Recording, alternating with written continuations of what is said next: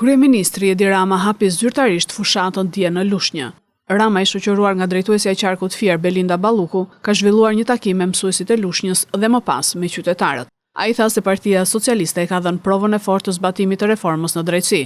Gjatë fjalës së tij, Rama u pyet se sa do të rritet paga e mësuesve gjatë mandatit të katërt, por ai nuk u përgjigj duke thënë se është pjesë e projektit.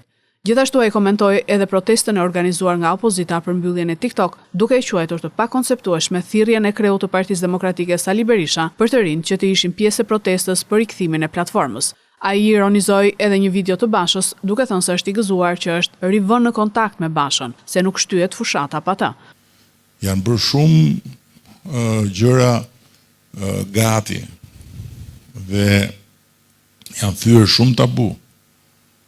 Shqipëria nuk është më vendi që të shikonin me dyshim maf se mos nuk janë rregull kur thoshe hajde investon në Shqipëri.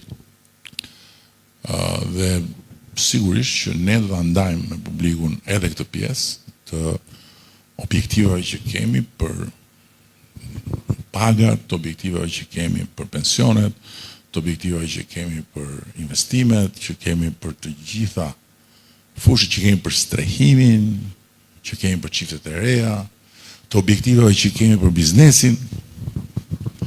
Kështu që edhe pak durim, edhe do t'ju tregojmë saktësisht të gjitha ato që kemi.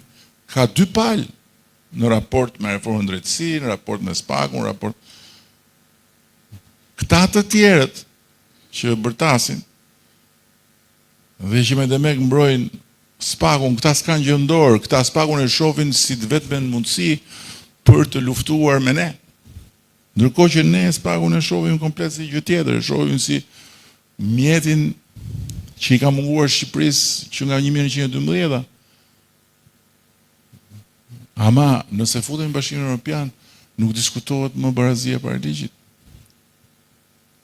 Nuk vjen dot njëri të thotë do mbyll SPAK-un, do të çliroj TikTok-un, do kupton se si mund të thotë një forcë politike na jepni votën të çlirojmë TikTok-un.